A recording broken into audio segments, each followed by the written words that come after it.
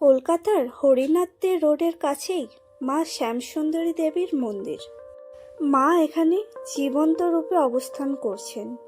অনেক ভক্তদের বাড়ি বাড়ি গিয়ে মা দর্শন দিয়ে আসেন এবং ডেকে নিয়ে আসেন বলে কথিত রয়েছে।